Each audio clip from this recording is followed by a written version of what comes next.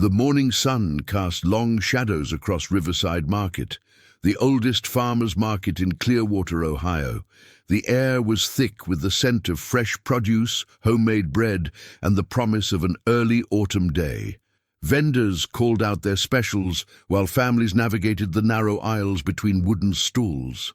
Sarah Mitchell adjusted the strap of her worn canvas bag and looked down at her daughter, Emma, who clutched a small stuffed rabbit against her chest. At 34, Sarah had the kind of face that told stories without words. Lines of worry etched around her eyes, but her smile, when it came, could light up a room. Today, she wore simple blue jeans, a white blouse that had seen better days, and sneakers with fraying laces. "Mummy, can we get strawberries?" Emma asked, her 7-year-old eyes wide with hope. Sarah checked her wallet discreetly, counting the bills inside. $23 to last until Friday. She calculated quickly in her head. Milk, bread, eggs, maybe some vegetables. Strawberries were a luxury they couldn't afford this week. "We'll see, sweetheart," Sarah said, the words heavy with unspoken apology. "Let's look around first, okay?" Emma nodded, her trust in her mother absolute and unwavering. She skipped ahead a few steps, her ponytail bouncing, completely unaware of the financial calculations happening in her mother's mind. 3 years. It had been 3 years since David's accident at the construction site. 3 years since Sarah had become a widow at 31, a single mother struggling to keep their small apartment, working 2 jobs while pursuing her master's degree in public administration at night. 3 years of stretching every dollar, of saying no to small pleasures, of lying awake at night wondering how she would make it through the next month. But things were about to change. Sarah allowed herself a small smile as she thought about the letter sitting on her kitchen table. After 18 months of campaigning, countless town halls, and door-to-door conversations, she had won the special election for mayor of Clearwater by 47 votes. The official announcement would come tomorrow. Today, she was just Sarah Mitchell, widow, mother, and regular citizen doing her weekend shopping. "Excuse me, watch where you're going." The sharp voice cut through Sarah's thoughts like a knife. She looked up to see a woman in her early 50s, dressed in designer clothes that probably cost more than Sarah's monthly rent. The woman's blonde hair was perfectly styled, her makeup immaculate, and her expression dripping with contempt. "I'm sorry," Sarah said, confused. She hadn't touched the woman. "Your daughter nearly knocked over my Hermes bag." The woman snapped, gesturing at Emma, who had frozen in place, her eyes filling with tears. Sarah looked at her daughter, then at the large orange shopping bag sitting on a nearby table, completely undisturbed. "I don't think she—" "Are you calling me a liar?" The woman's voice rose, drawing the attention of nearby shoppers. "Do you know who I am?" Sarah straightened her shoulders, her protective instincts kicking in. "I'm saying my daughter didn't touch your bag. It's sitting right there, perfectly fine." The woman's name was Victoria Ashworth, and she was exactly who she appeared to be, the wealthiest woman in Clearwater, wife of real estate developer Harrison Ashworth, and the self-appointed queen of the town's social hierarchy. She had ruled the country club, the charity boards, and the social scene for 2 decades. And she was not accustomed to being contradicted by women who shopped at farmers' markets with worn bags and fraying sneakers. "How dare you?" Victoria hissed, stepping closer to Sarah. "People like you should know your place. Look at you, clearly on food stamps, dragging your unkempt child through here, probably trying to shoplift." Sarah felt her face flush with anger and humiliation. Around them, a small crowd had begun to gather, some people filming with their phones. She wanted to scream, to defend herself, to tell this woman exactly who she was and what she had accomplished. But she thought of Emma, of the tears streaming down her daughter's face, and she took a breath. "We're leaving," Sarah said quietly, reaching for Emma's hand. "Come on, sweetheart." "That's right. Run away," Victoria called after them, her voice loud and mocking. "Go back to whatever government housing you crawled out of." Sarah kept walking, her grip on Emma's hand, firm but gentle. She was almost to the exit when she heard Victoria's voice again, closer this time. "Wait, I'm not finished with you." Sarah turned, And in that moment, Victoria Ashworth's hand connected with her cheek in a sharp, stinging slap that echoed through the suddenly silent market. Emma screamed. Sarah's hand flew to her face, shock and pain radiating through her. She stared at Victoria, unable to process what had just happened. "That's for talking back to your betters," Victoria said, her smile cruel and satisfied. "Now you'll remember your place." An older man pushed through the crowd, his face red with anger. "What the hell do you think you're doing?" He positioned himself between Sarah and Victoria. "You just assaulted this woman." "Mind your own business, Frank," Victoria snapped. "This is between me and this nobody." Frank Patterson, 72 years old and a retired police chief, pulled out his phone. "I'm calling the cops, Victoria. Assault is assault. I don't care who your husband is." "Do whatever you want," Victoria laughed. "Harrison's lawyers will have it dismissed before lunch. This woman is nothing. She has nothing. She'll never be anything." Sarah found her voice. "Emma, sweetie, look at me." She knelt down, ignoring the throbbing in her cheek. "Are you okay?" Emma nodded, tears streaming down her face. "Mummy, why did that lady hit you?" "I don't know, baby. Some people aren't very kind." Sarah pulled her daughter into a hug, feeling her small body trembling against her chest. Victoria made a sound of disgust. "Pathetic. Come on, Maria," she called to someone in the crowd. "We're leaving. The quality of people at this market has really gone downhill." A young woman in her 20s, carrying multiple shopping bags, hurried after Victoria. She cast an apologetic look at Sarah but said nothing. As Victoria walked away, several people rushed to Sarah's aid. Frank helped her to her feet, while a vendor brought ice wrapped in a cloth napkin. "Are you okay, hun?" asked Margaret Chen, who ran the organic vegetable stand. "I got the whole thing on video. That woman is pure evil." "I'm fine," Sarah said, though her voice shook. "I just want to take my daughter home." "Let me drive you," Frank offered. "I know you walked here. My truck's in the parking lot." Sarah started to refuse, but Emma's small hand squeezed hers, and she could feel her daughter still trembling. "Thank you. That's very kind." In Frank's pickup truck, with Emma safely buckled in the back seat clutching her rabbit, Sarah finally allowed herself to cry. Silent tears rolled down her cheeks as the weight of what had happened settled on her shoulders. "I'm sorry you had to experience that," Frank said, keeping his eyes on the road. "Victoria Ashworth has been a menace to this town for years. Her husband's money has protected her from every consequence she deserves." "She didn't even know me," Sarah whispered. "She just saw someone she thought was beneath her and decided to humiliate me." "That's who she is. Has been since she married Harrison 30 years ago." Frank paused at a stop sign. "But here's the thing about people like her. They only have power because the rest of us let them. One day, someone's going to stand up to her, and that whole house of cards is going to come tumbling down." Sarah wiped her eyes and looked out the window at the familiar streets of Clearwater. Tomorrow, the whole town would know she was their new mayor. Tomorrow, she would have to decide how to handle this situation. Tomorrow, Victoria Ashworth would learn a very important lesson about judging people by their appearance. "Mommy?" Emma's small voice came from the back seat. "Is that lady going to hurt us again?"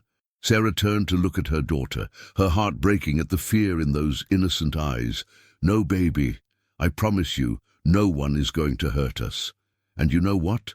Sometimes when people are mean to us, it's because they're hurting inside. It doesn't make it right, but it helps us understand." "That lady didn't seem hurt," Emma said thoughtfully. "She seemed angry." Sarah almost smiled. Her daughter was more perceptive than most adults. "You're right, sweetie. She seemed very angry. And anger like that usually comes from being very unhappy, even if you don't know it yourself." Frank pulled up in front of their apartment building, a modest 3-story structure on Maple Street. The paint was peeling in places, and the steps needed repair, but it was home. "Thank you for the ride," Sarah said, unbuckling her seatbelt. "Listen," Frank said, his voice serious. "I meant what I said about calling the police. You have witnesses, you have video evidence. You could press charges." Sarah hesitated. Part of her wanted nothing more than to see Victoria Ashworth face consequences for her actions. But another part of her was already thinking about tomorrow, about the announcement, about what it would mean for her first act as mayor to be pressing charges against the wife of the town's biggest developer. "I'll think about it," she said finally. "Thank you, Frank, for everything." Inside the apartment, Sarah helped Emma out of her shoes and settled her on the couch with a juice box and her favorite cartoon. Then she went to the bathroom, closed the door, and looked at herself in the mirror. A red mark bloomed across her left cheek, the outline of Victoria's hand clearly visible. Sarah pressed her fingers against it gently, wincing at the tenderness. She had never been hit before, not once in her entire life. David had been the gentlest man she ever knew, and her parents had never raised a hand to her. The tears came again, harder this time. She sat on the edge of the bathtub and let herself sob, muffling the sound with a towel so Emma wouldn't hear.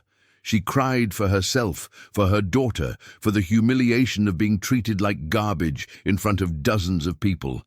She cried for David, who should have been there to protect them. She cried for the unfairness of a world where money could buy you the right to assault people without consequence. When the tears finally stopped, Sarah washed her face and looked at herself in the mirror again. The woman looking back at her had red-rimmed eyes and a swelling cheek. But there was something else there too. Determination, resolve, fire. She thought about everything she had overcome in the past 3 years. The grief that had nearly destroyed her. The financial struggles that had pushed her to the brink. The endless nights of studying while Emma slept, earning her degree one exhausted chapter at a time. The campaign that everyone said she couldn't win, running against a well-funded opponent backed by the very establishment that Victoria Ashworth represented. And she had won. Against all odds, she had won. Sarah squared her shoulders and made a decision. She would not press charges against Victoria Ashworth, not because she was afraid, and not because she thought Victoria deserved forgiveness, but because she had a better plan. She would show this town and Victoria Ashworth exactly what a nobody could accomplish. The next morning dawned grey and cool, a autumn drizzle misting the streets of Clearwater. Sarah stood in front of her closet, surveying her limited options. Today was the day of the official announcement, and she needed to look the part. She chose her best outfit, a navy blue pantsuit she had bought at a thrift store for $15. It was a little outdated, but it was clean and professional. She paired it with a simple white blouse and the pearl earrings David had given her on their 5th anniversary. "Mummy, you look pretty," Emma said from the doorway, already dressed for school. Sarah smiled, bending down to hug her daughter. "Thank you, sweetheart. Today is a very special day. Do you remember what I told you about the election?"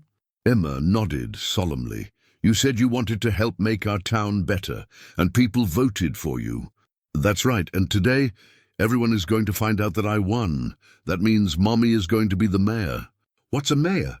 "It's like being in charge of helping everyone in the town, making sure the streets are clean, that people are safe, that everyone has what they need." Emma considered this information carefully, like a superhero. Sarah laughed, the sound feeling strange after yesterday's tears. Something like that, a superhero without the cape. "I think you should have a cape," Emma declared. "Capes are cool." The press conference was scheduled for 10 o'clock at City Hall. Sarah dropped Emma off at school, pressing a kiss to her forehead and watching her skip toward the entrance with her backpack bouncing. Then she drove her 15-year-old Honda Civic to the municipal building, her hands steady on the wheel, despite the butterflies in her stomach. The parking lot was already full of news vans. Clearwater might be a small city of 50,000 people, but the special election had attracted regional attention. The previous mayor had resigned in disgrace after a corruption scandal, and the race to replace him had been contentious. Sarah parked in a space near the back and sat for a moment, gathering her courage. She could see reporters setting up near the front steps, cameras being adjusted, microphones tested. This was really happening. Her phone buzzed with a text from her campaign manager, Rachel Torres. "You ready? Everyone's waiting." Sarah typed back, "On my way." She stepped out of the car and began walking toward the building. As she approached, she saw several people she recognized. Frank Patterson was there, wearing a veteran's cap and a proud smile. Margaret Chen from the farmer's market stood with a group of vendors, holding a hand-painted sign that read, "Mayor Mitchell." There were teachers from Emma's school, neighbors from her apartment building, volunteers who had knocked on doors and made phone calls for her campaign. And there, near the front of the crowd, stood Victoria Ashworth. Sarah almost stopped walking. Victoria was dressed impeccably, as always, a cream-colored coat over what was probably a designer dress. She was talking animatedly with a tall man in a business suit, presumably her husband Harrison. Neither of them had noticed Sarah yet. "Sarah!" Rachel appeared at her side, grabbing her arm. "There you are. Come around back. We'll go through the service entrance." "Why? What's wrong?"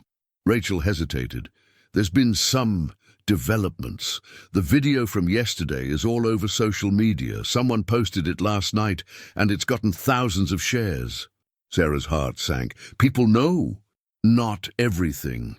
They know that Victoria Ashworth slapped someone at the farmer's market, but no one knows yet that the someone is you. If you want to address it, now is the time." Sarah thought for a moment. The mark on her cheek had faded to a faint shadow, easily covered with makeup. She could ignore the whole incident, start her term fresh without drama. But then she thought about Emma crying in the market. She thought about all the people Victoria had probably treated the same way over the years, people who didn't have the platform Sarah now had. She thought about what kind of example she wanted to set for her daughter. "I'm going in the front," Sarah said, "and yes, I'm going to address it." Rachel's eyes widened, but she nodded. "Okay, that's your call. I've got your back." Sarah walked toward the front steps, and gradually people began to recognize her. The cheers started slowly and built to a roar as she climbed the stone steps toward the podium. Behind her, she could hear whispers rippling through the crowd as people made the connection. "That's her, the woman from the video. She's the new mayor?" "Oh my God, Victoria Ashworth is right there." Sarah reached the podium and looked out at the assembled crowd. Cameras flashed, reporters shouted questions, and Victoria Ashworth stared at her with an expression of dawning horror. "Good morning, everyone," Sarah said, her voice steady. "My name is Sarah Mitchell, and I'm honored and humbled to announce that I have been elected as the next mayor of Clearwater." Applause erupted from her supporters. Victoria Ashworth's face went pale. "I want to begin by thanking everyone who voted for me, and especially the volunteers who worked tirelessly on this campaign. This victory belongs to all of us, to everyone who believes that Clearwater can be a community where every person is valued, regardless of their zip code, their income, or the brand of their handbag." Light laughter rippled through the crowd. Victoria took a step backward, as if trying to disappear into the crowd. "I also want to address something that I know many of you have seen online. Yesterday, at the Riverside Market, I was assaulted by a woman who didn't like the way I was dressed, who assumed because I wasn't wearing designer clothes that I was somehow less worthy of basic human dignity." The crowd fell silent. All eyes turned to Victoria, who stood frozen like a deer in headlights. "I'm not going to name this person," Sarah continued, "and I'm not going to press charges, though I would be well within my rights to do so. Instead, I want to use this moment to talk about something that matters a lot to me, and that I hope will matter to all of us as we move forward together." She took a breath, looking out at the faces before her. Friends, strangers, supporters, skeptics, her people now, all of them.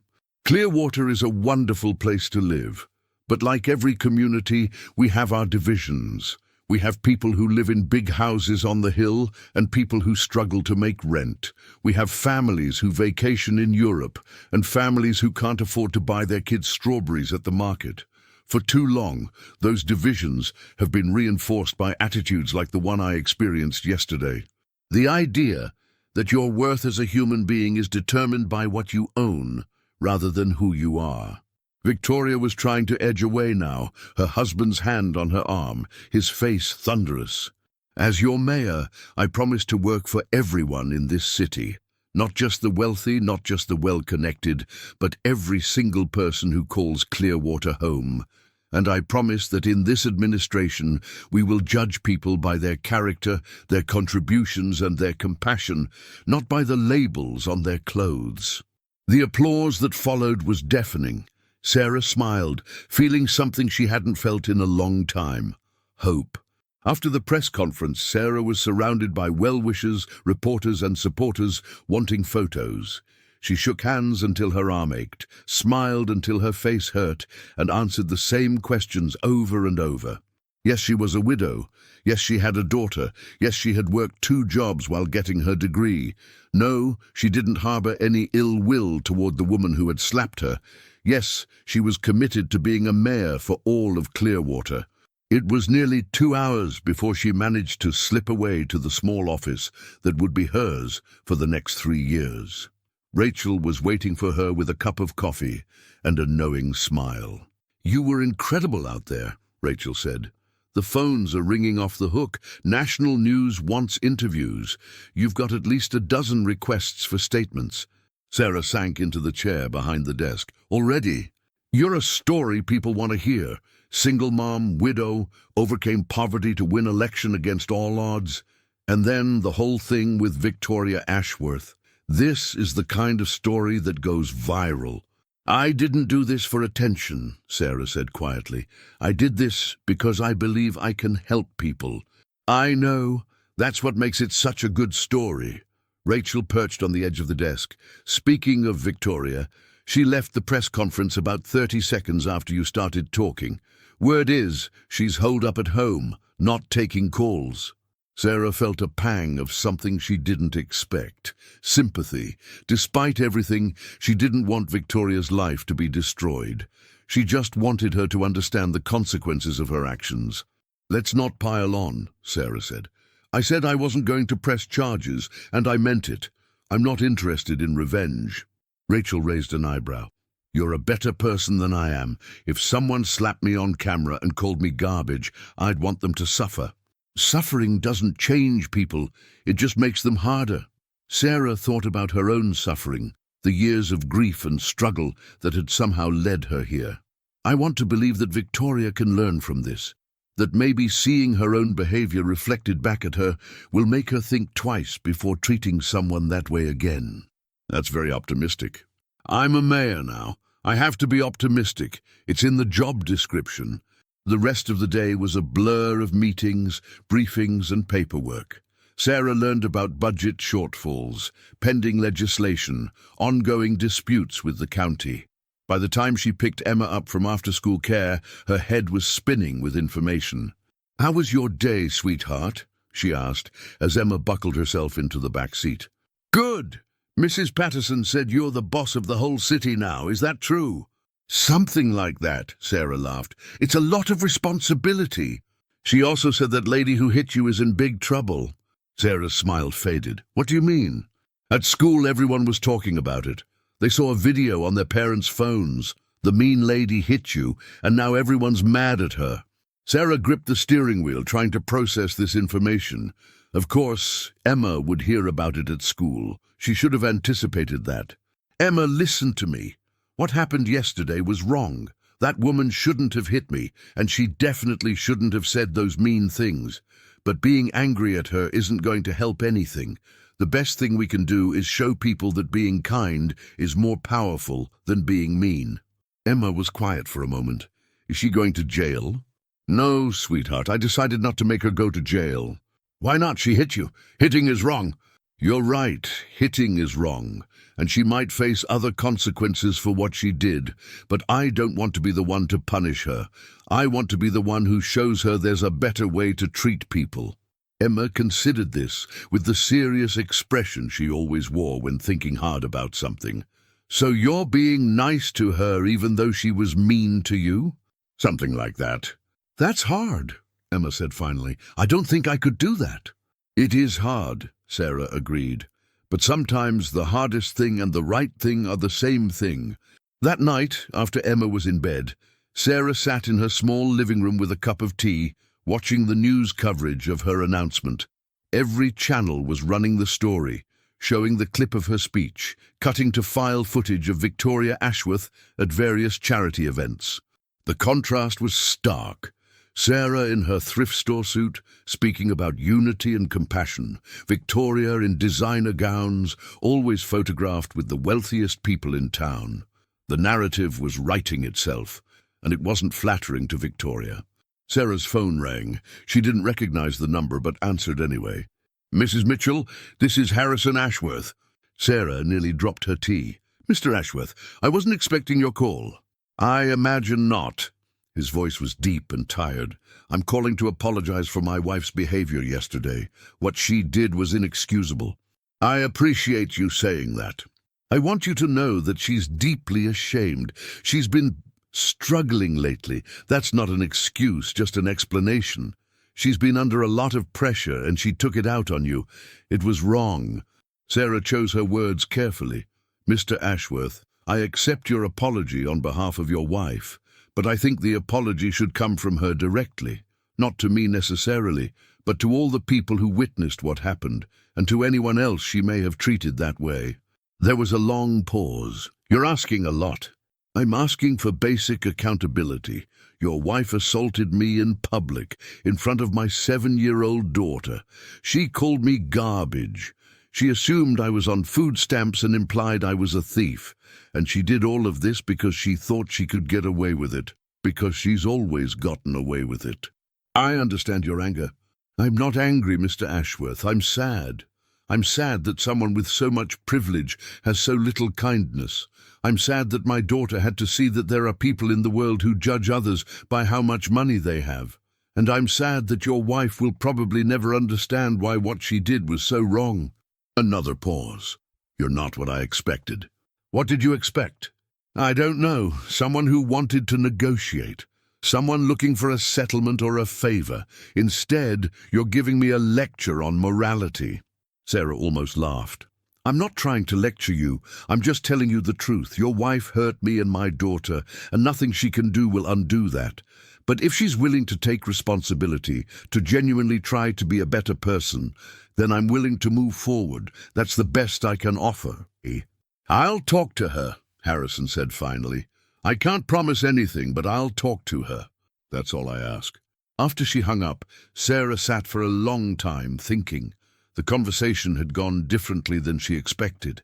Harrison Ashworth wasn't the villain she had imagined, the heartless tycoon enabling his cruel wife.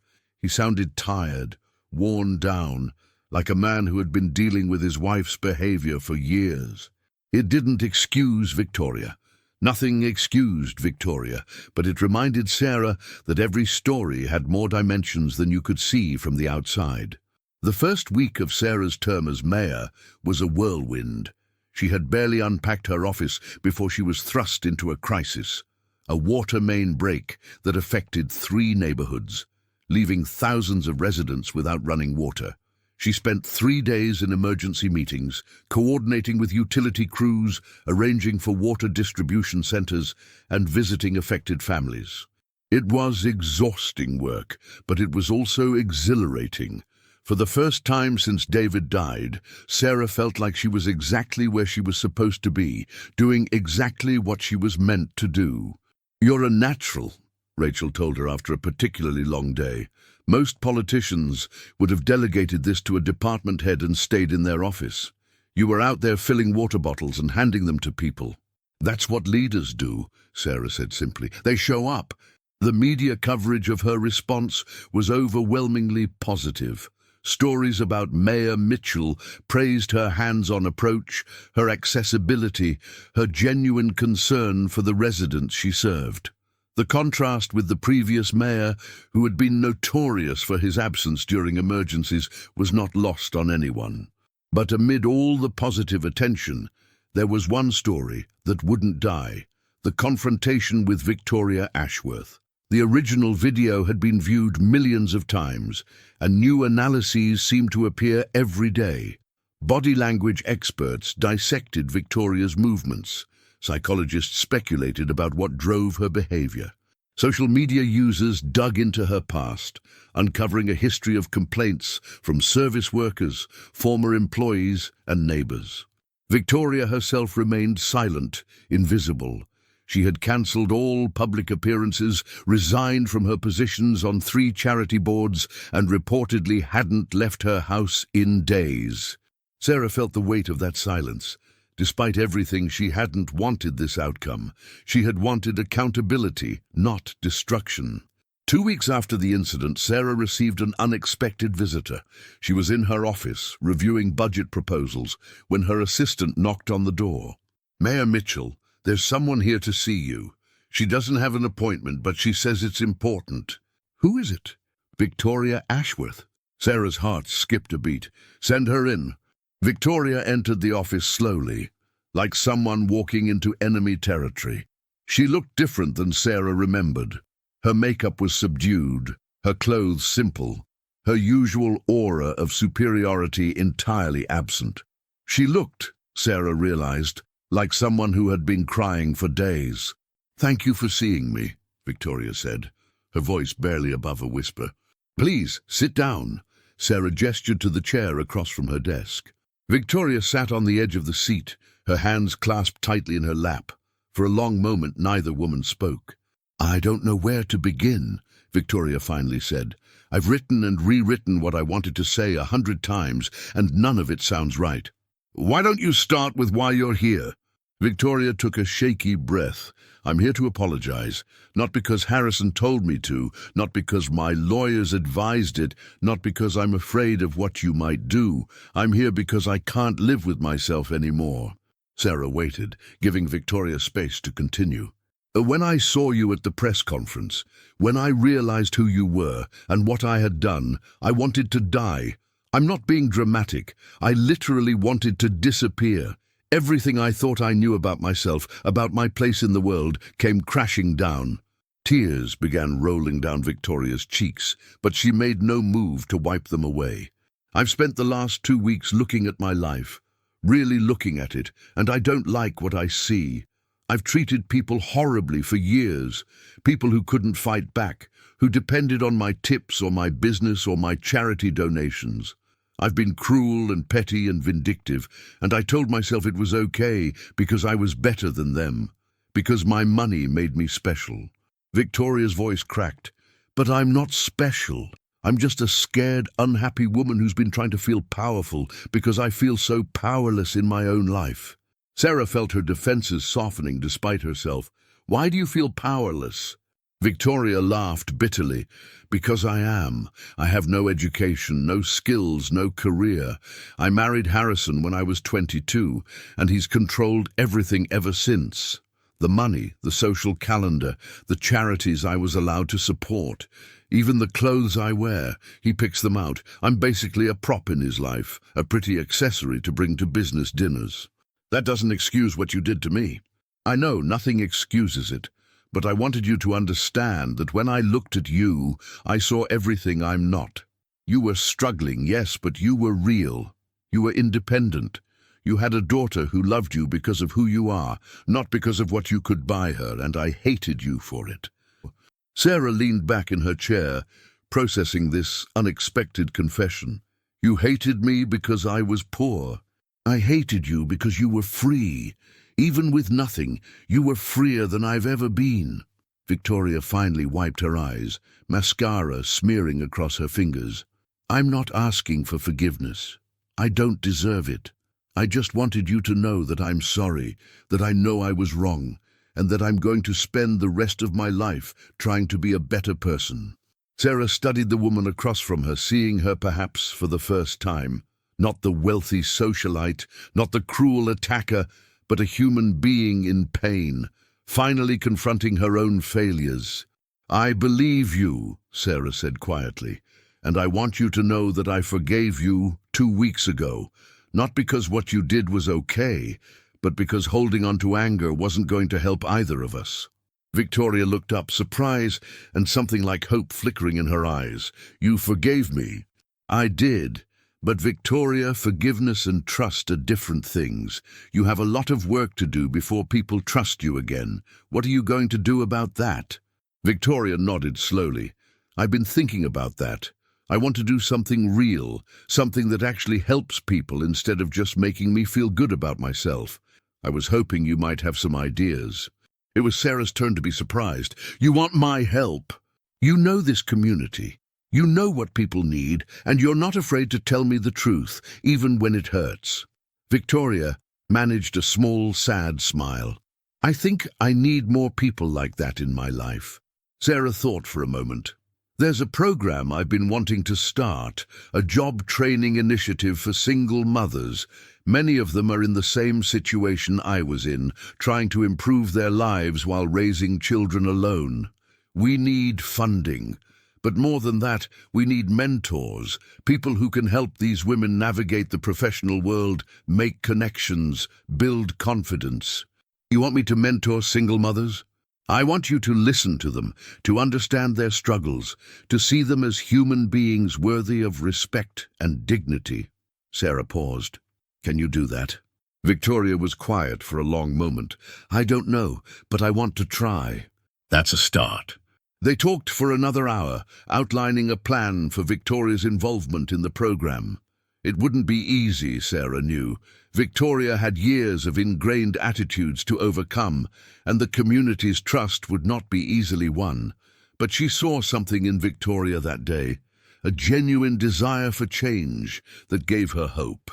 After Victoria left, Sarah sat alone in her office, marveling at the strange turns life could take.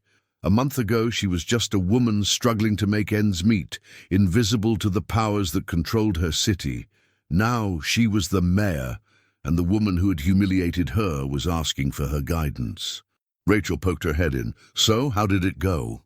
Better than I expected. Victoria wants to help with the Single Mothers Initiative. Rachel's eyebrows shot up. Victoria Ashworth wants to help single mothers. The same Victoria Ashworth who called you food stamp trash? The same one. People can change, Rachel. Can they? Rachel looked skeptical. I've seen a lot of people make a lot of promises. Follow through is a different story. Maybe, but I have to give her the chance. That's what I would want someone to do for me. Rachel shook her head but smiled. You're something else, you know that?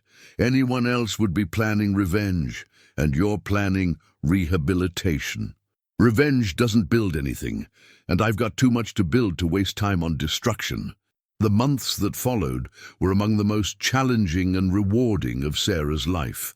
As mayor, she faced problems she hadn't anticipated: budget battles with the city council, disputes with neighboring municipalities, complaints from constituents who felt she wasn't doing enough for them or was doing too much for others. But she also experienced triumphs.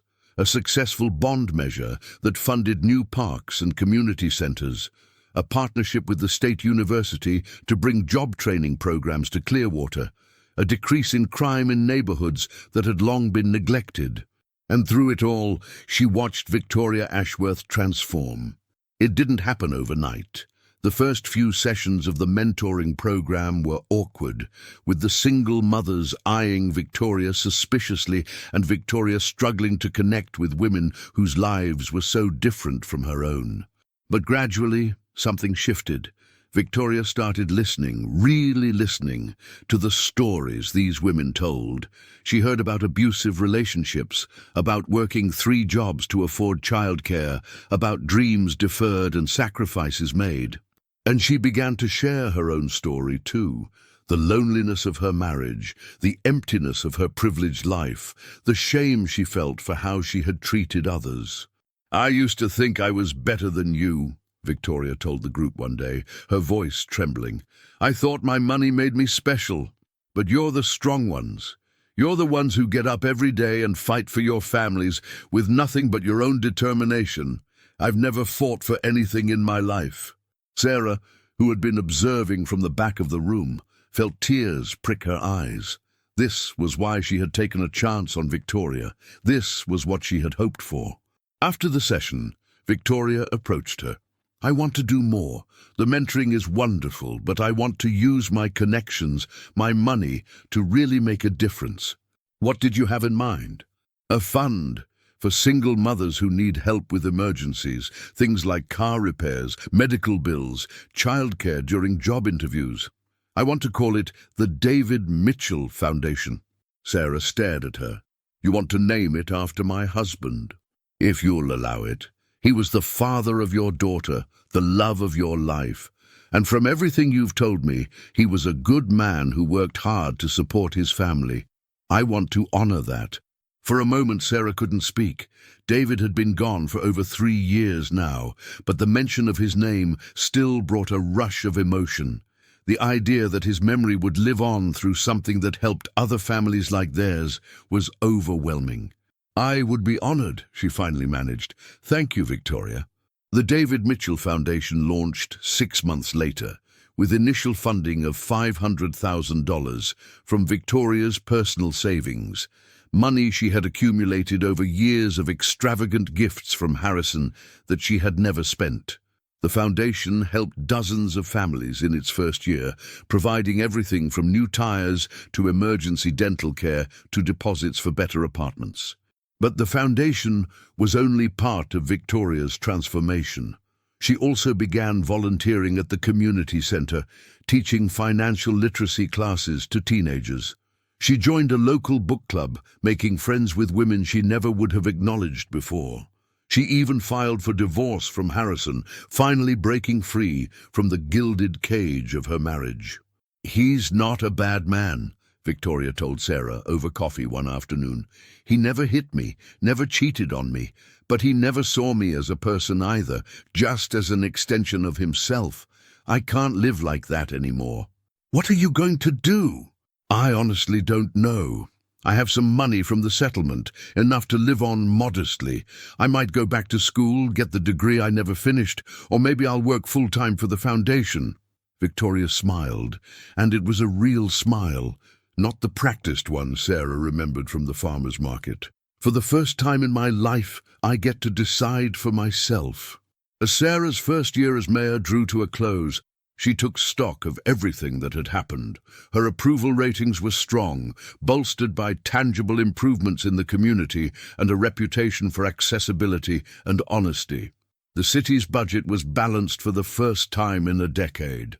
Crime was down, employment was up, and new businesses were opening in neighborhoods that had been neglected for years. But what made her proudest wasn't any of those things. It was the change she saw in people, in Victoria most obviously, but in others too. The council member who had initially opposed her was now one of her strongest allies. The business owner who had complained about regulations was now investing in job training for his employees. The neighborhood that had voted against her was now some of her most vocal supporters. "You've done something remarkable," Frank Patterson told her at a community event celebrating the 1-year anniversary of her inauguration. "You've made people believe in government again. That's no small thing." "I've just done my job," Sarah said, but she was smiling. "No, you've done more than that. You've shown people what's possible when you lead with compassion instead of ego. This city is lucky to have you." Emma, who had grown 2 inches in the past year and lost 2 teeth, tugged at Sarah's hand. "Mommy, can we get ice cream?" "In a minute, sweetheart. Let Mommy finish talking to Mr. Patterson." "You go," Frank said, waving them away. "The ice cream won't wait." As Sarah walked with her daughter toward the refreshment table, she thought about everything that had led to this moment. The grief and struggle, the endless nights of studying and working, the campaign that everyone said she couldn't win, the slap that had changed everything. She had never imagined, on that terrible day at the farmer's market, that being assaulted by a stranger would lead to something good. But it had. It had given her a platform to talk about the things that mattered to her. It had forced Victoria to confront her own behavior. It had shown the people of Clearwater that their new mayor was someone who understood their struggles because she had lived them. "Mummy?" Emma asked as they waited in line for ice cream. "Do you remember that mean lady who hit you?" "I remember, sweetheart." "Is she still mean?" Sarah thought about Victoria, who was somewhere in this crowd, probably talking to one of the mothers from the foundation, probably laughing about something, probably genuinely happy for the first time in decades. "No, baby, she's not mean anymore. She learned to be kind." Emma nodded, satisfied with this answer. "That's good. I'm glad she learned. Can I have chocolate?" "You can have whatever you want." As Sarah watched her daughter devour a chocolate ice cream cone, she felt a hand on her shoulder.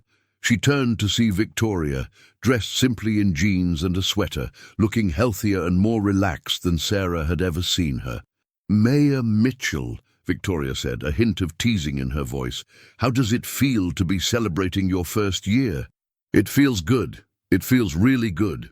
"You deserve it, every bit of it." Victoria paused, her expression growing serious.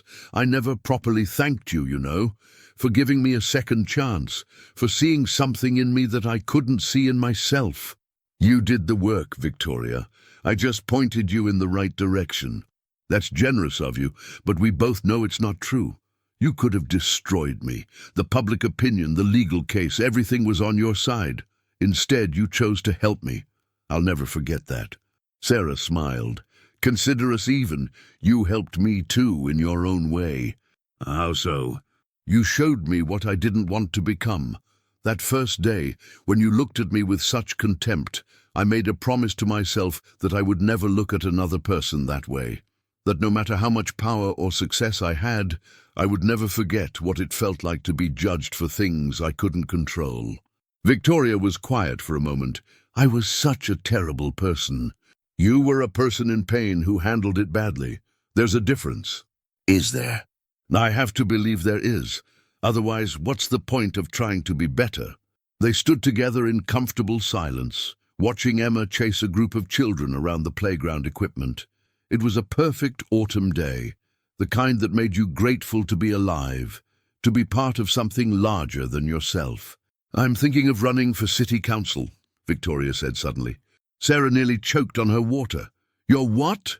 I know. The former socialite turned politician. It sounds like a bad movie." Victoria laughed at Sarah's expression. "But I've realized something this past year. I have skills that could be useful. I know how to organize events, how to raise money, how to talk to wealthy donors. I just never used those skills for anything worthwhile before." "Victoria, that's actually a great idea." "You think so?" "I think you've earned the right to try. And I think the city would benefit from having someone on the council who understands what it's like to change, to admit you were wrong, to start over." Victoria's eyes glistened. "Coming from you, that means everything. Just don't expect me to go easy on you if we disagree on policy." "I would never expect that, Mayor Mitchell." They laughed together, two women who had been enemies and were now something like friends, bound by an act of violence that had somehow led to healing. The second year of Sarah's term brought new challenges and new opportunities. A major employer announced they were relocating their headquarters to Clearwater, bringing thousands of jobs. A contentious debate over zoning laws tested her political skills and her patience. A series of severe storms caused flooding in several neighborhoods, requiring emergency response efforts that lasted for weeks. Through it all, Sarah maintained the principles that had guided her from the beginning: transparency, compassion, and a commitment to serving all residents equally. She held regular town halls in every neighborhood, not just the wealthy ones. She made herself available to anyone who wanted to talk, from business executives to homeless veterans. She never forgot where she came from or what it felt like to be invisible. Emma, now 9 years old, had adapted well to her mother's public role. She attended events when appropriate, did her homework in the mayor's office when necessary, and generally took the whole thing in stride with the resilience of childhood. "My mom's the mayor," she would tell people matter-of-factly. "She helps people. It's pretty cool." The David Mitchell Foundation continued to grow, expanding its services and its reach. Victoria, who had won her council seat by a comfortable margin, was one of its most active board members. The irony was not lost on anyone. The woman who had once looked down on single mothers was now one of their most effective advocates. "We raised $2 million this year," Victoria reported at the annual fundraiser, her voice confident and clear. That money has helped over 400 families, with everything from car repairs to college tuition. But numbers don't tell the whole story. What matters is the lives we've changed, the children who have hope because their mothers have support, the cycles of poverty we're helping to break. Sarah, watching from the audience, felt a surge of pride. This was Victoria's moment, earned through years of hard work and genuine transformation. After the event, as the crowd dispersed and the caterers cleaned up, Sarah found herself alone with Victoria in the empty ballroom. 5 years, Sarah said. Can you believe it's been 5 years since the farmer's market? Victoria shook her head slowly. Sometimes it feels like yesterday, sometimes it feels like a lifetime ago. Do you ever regret it? The slap? Every day. But I also know that if it hadn't happened, I would still be the same miserable, cruel person I was before. So in a strange way, I'm grateful. That's a very evolved perspective. I've had a lot of therapy, Victoria smiled, and a lot of conversations with single mothers who have forgiven far worse than a slap from a stranger. Sarah nodded, thinking about the women she had met through the foundation. Women who had survived abuse, addiction, abandonment. Women who had every reason to be angry at the world, but chose instead to focus on building better lives for their children. They were the real heroes, and she tried to tell them so at every opportunity. I've been thinking about my next campaign, Sarah said. 2 more years as mayor, and then I have to decide what's next. State Senate? Maybe. Or maybe something bigger. Sarah looked out the window at the city lights. I never imagined I'd be a politician.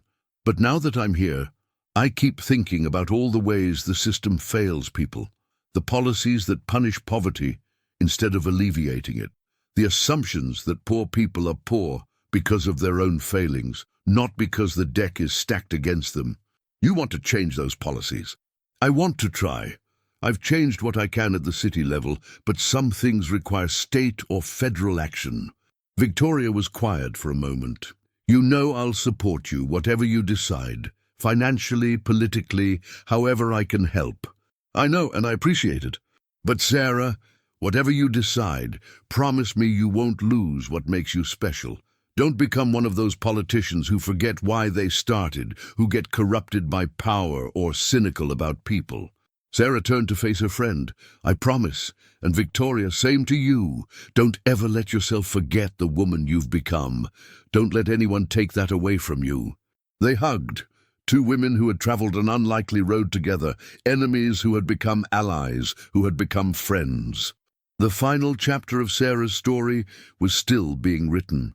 She didn't know what the future held, whether she would run for higher office or return to private life, whether she would succeed in changing policies at a larger level or encounter obstacles she couldn't overcome. But she knew what she believed. She believed in the power of compassion to change hearts and minds. She believed in the resilience of people who had nothing but refused to give up. She believed that redemption was possible for everyone, even those who had done terrible things, if they were willing to do the work. And she believed in Clearwater, this small city that had taken a chance on a widow with a worn bag and fraying sneakers.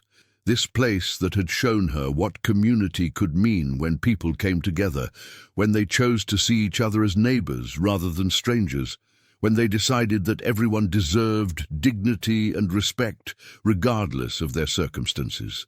On the 5th anniversary of her inauguration, Sarah stood at the podium in the same spot where she had given her first speech as mayor. The crowd before her was larger this time, filled with faces she had come to know and love over the years. 5 years ago I stood here and promised to be a mayor for all of Clearwater, she said. Not just the wealthy, not just the well-connected, but every single person who calls this city home. Today, I want to renew that promise, and to thank you for giving me the chance to keep it.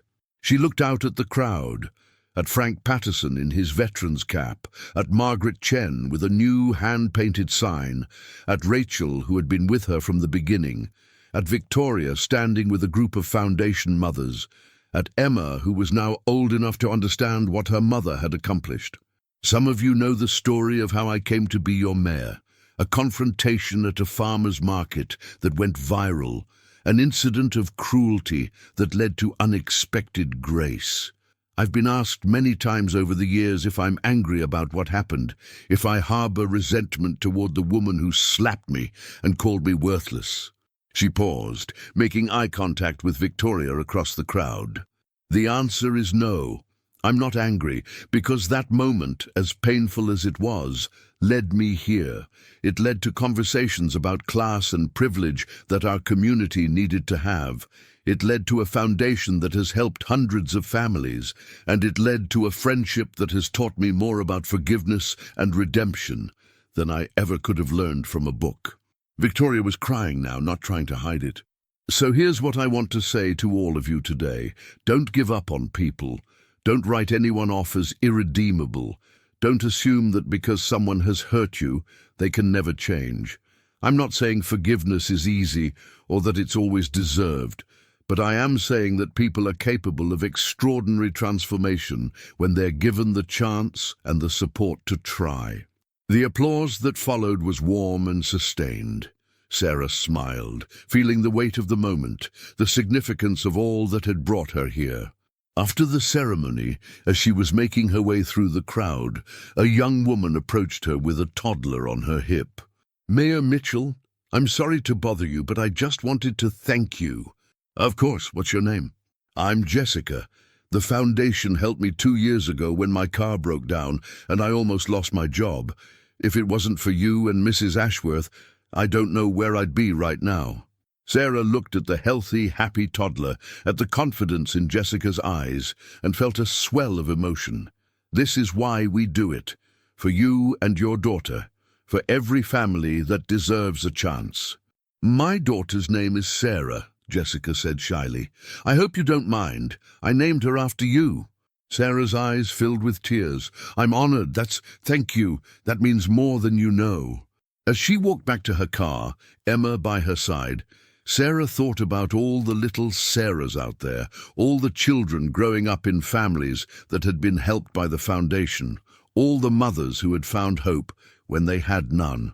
This was her legacy, not the policies she had passed or the buildings she had built, but the lives she had touched, the people who would go on to touch other lives, creating ripples of kindness that would spread far beyond anything she could see or imagine. "Mommy?" Emma asked as they reached the car. "Yes, sweetheart. I'm proud of you." Sarah pulled her daughter into a hug, breathing in the scent of her shampoo, feeling the beat of her heart against her own. "I'm proud of you too, baby, and your dad would be so proud of both of us." They drove home through the streets of Clearwater, past the neighborhoods she had helped revitalize, past the community centers and parks that bore the marks of her administration, past the riverside market where it had all begun. The market was busy today, families and vendors enjoying the perfect autumn weather. Sarah could see the spot where Victoria had confronted her, where a moment of cruelty had set in motion a chain of events that no one could have predicted. She smiled, remembering the fear and humiliation of that day, but also the determination it had sparked. Every obstacle, every setback, every moment of doubt had been a step on the path to where she was now. "Mommy, can we go to the market?" Emma asked. "I want strawberries." "Sure, sweetheart, we can get strawberries." This time she didn't have to check her wallet first. This time she could buy her daughter all the strawberries she wanted. But the money wasn't what mattered. What mattered was the journey, the growth, the transformation that had brought her from that desperate moment to this peaceful one. Sarah Mitchell had been slapped by a rich woman at the farmer's market. She had been called worthless, treated like garbage, humiliated in front of her child.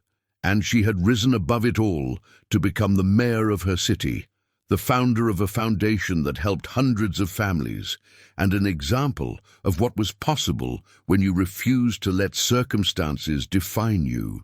Her story wasn't over. There were more challenges ahead, more battles to fight, more people to help.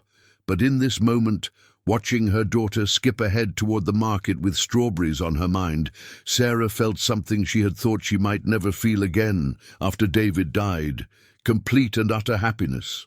The sun was setting over Clearwater, painting the sky in shades of orange and pink. Somewhere in the crowd, a child laughed.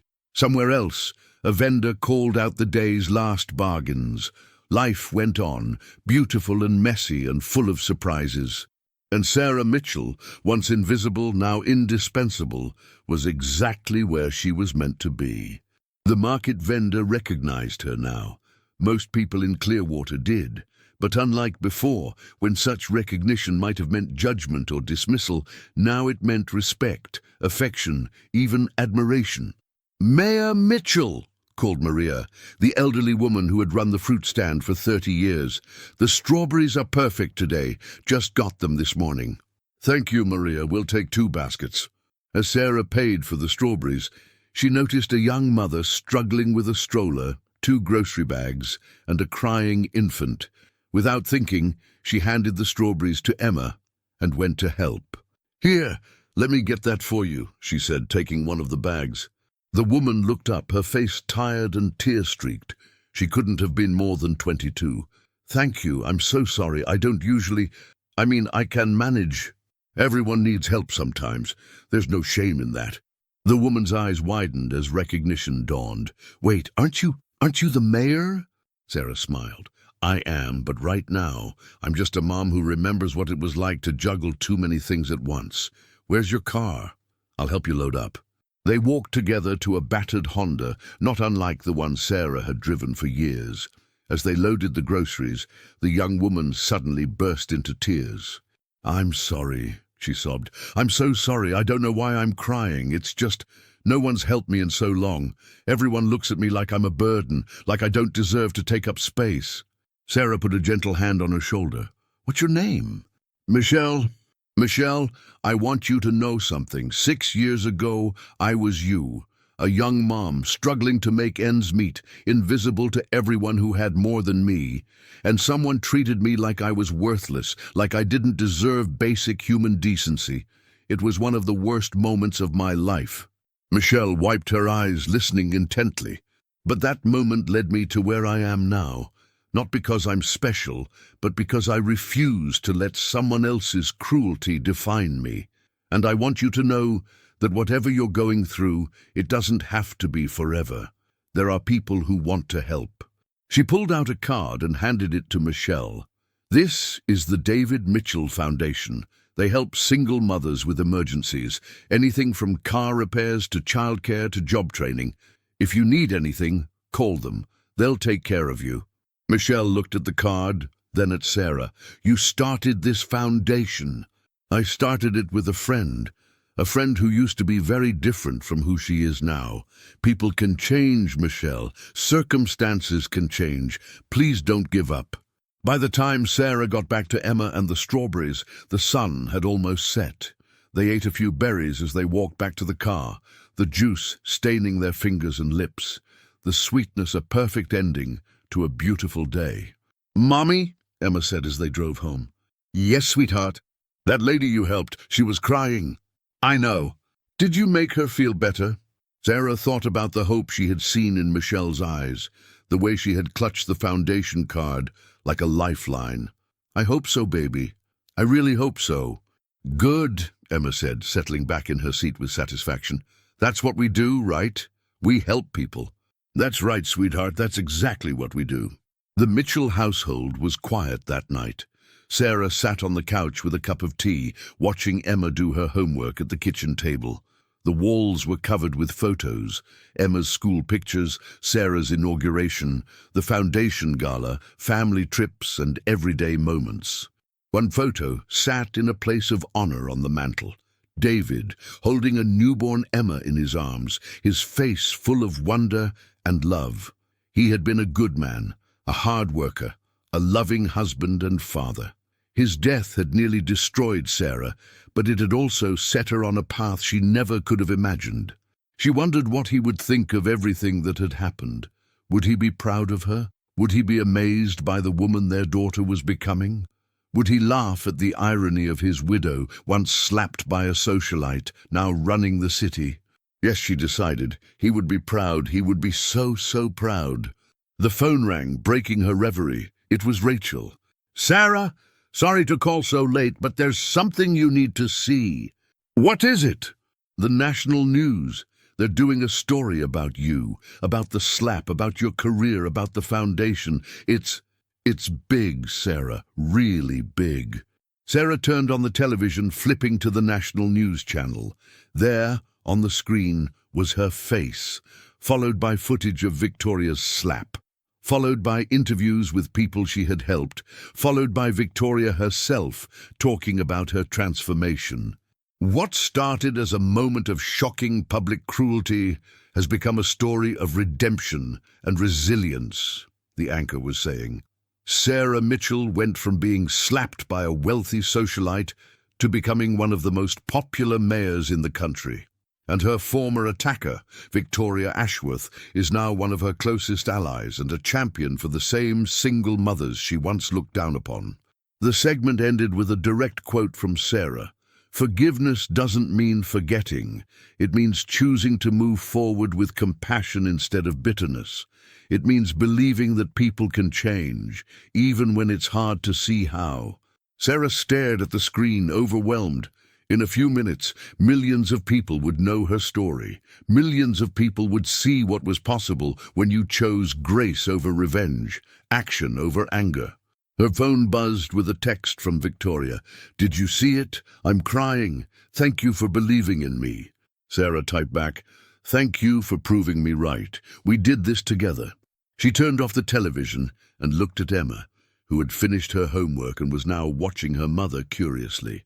"Was that you on TV?" Emma asked. "It was. You're famous." "I don't know about famous, but I guess a lot of people know our story now." Emma considered this. "Is that good or bad?" "I think it's good. I think maybe our story can help other people who are going through hard times. Maybe it can show them that things can get better. Like the lady at the market, Michelle." Sarah smiled. Her daughter was so perceptive, so compassionate. David's legacy living on in their child. "Yes, baby, exactly like Michelle." The next morning, Sarah's inbox was flooded with messages, interview requests from national shows, speaking invitations from conferences, letters from people all over the country who had seen the story and wanted to share their own experiences of struggle and transformation. She read each one carefully, making notes about which to respond to first, which to pass on to Rachel, which to save for later reflection. These were real people with real stories, and each one deserved her attention. One email stood out. It was from a woman in Texas who had been in an abusive relationship for 15 years before finally escaping with her 3 children. "I saw your story," she wrote, "and I cried for an hour, not because it was sad, but because you gave me hope. I've spent so long believing I was worthless because that's what he told me every day. Watching you transform your worst moment into something beautiful reminded me that my story isn't over yet, that I can still write a better ending." Sarah saved the email. Someday, she would frame it and hang it in her office, a reminder of why she did what she did. Victoria called later that morning, her voice excited.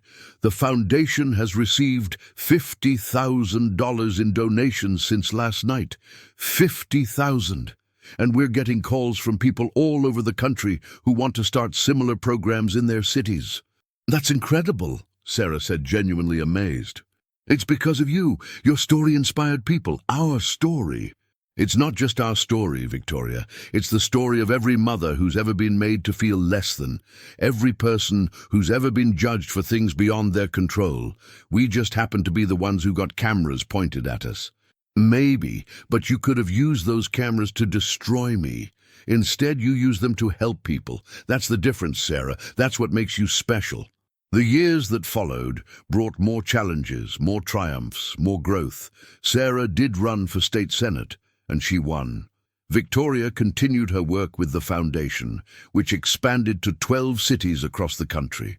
Emma graduated from high school, then college, then graduate school in social work, carrying on her mother's legacy in her own way. But no matter how far they traveled or how much they accomplished, they never forgot where they came from. The farmers' market in Clearwater remained a touchstone, a place they returned to whenever they needed to remember what really mattered. On the 10th anniversary of the SLAP, Sarah and Victoria met at the market for a private moment of reflection. They stood in the exact spot where everything had changed, two women in their 60s now, so different from who they had been. "I was thinking about what I would say to my younger self," Victoria said. "If I could go back to that moment, if I could stop myself from doing what I did." "What would you say?" "I would say that the woman in front of you is not your enemy. She's not beneath you. She's not a threat. She's just another human being doing her best in difficult circumstances, and if you treat her with cruelty, you will regret it for the rest of your life." Sarah nodded slowly. "And what would your younger self say back?" Victoria laughed sadly. She probably wouldn't listen. She was too scared, too unhappy, too desperate to feel powerful. It took everything falling apart for me to finally see clearly. I think about that too sometimes. What I would tell my younger self, standing here with a red cheek and a crying daughter. Would I tell her that it would all work out, that the worst moment of her life would lead to the best ones? What would you tell her? Sarah thought for a moment. I would tell her that she's stronger than she knows, that the people who look down on her are the ones who are really struggling, that her daughter is watching and learning from how she responds to hardship, and that in 10 years she'll be standing in this exact spot with the woman who slapped her, and they'll be friends. Victoria reached out and took Sarah's hand. "Thank you for everything, for forgiving me, for believing in me, for helping me become someone I can be proud of. Thank you for proving that redemption is possible, for showing the world that our past doesn't have to define our future." They stood together in comfortable silence, watching the market buzz with activity around them. Families shopped for groceries, vendors called out their specials, children ran and laughed. Life went on, as it always did, beautiful and ordinary and full of possibility. Emma appeared, now a grown woman with her father's eyes and her mother's determination. "There you are. I've been looking everywhere. The foundation gala starts in 2 hours and you both need to get ready." Sarah smiled at her daughter, then at Victoria. "We're coming. We just needed a moment." At the famous farmers' market, Emma's eyes sparkled with knowing humor. "Where it all began." "Where it all began," Sarah confirmed, "and where we come to remember why we do what we do." They walked out of the market together, 3 women whose lives had been intertwined by an act of cruelty that had led to something beautiful. Behind them, the sun set over Clearwater, painting the sky in shades of gold and rose. Ahead of them lay a gala, a celebration and a future full of possibility. And somewhere in the universe, David Mitchell smiled, proud beyond words of the family he had left behind and the legacy they had built in his name. This was their story, a story of pain and healing, of judgment and redemption, of cruelty transformed into compassion. It wasn't a fairy tale and it wasn't always pretty, but it was real, and it was theirs, and it proved something that Sarah had always believed, that people are capable of extraordinary change when they're given the chance to try. The rich woman had slapped the widow at the market, but the widow had responded with grace, and in doing so, had changed them both forever. That was the power of choosing love over hate, forgiveness over revenge, hope over despair. That was the lesson Sarah Mitchell had learned and then spent her life teaching to others. And in the end, that was all that really mattered.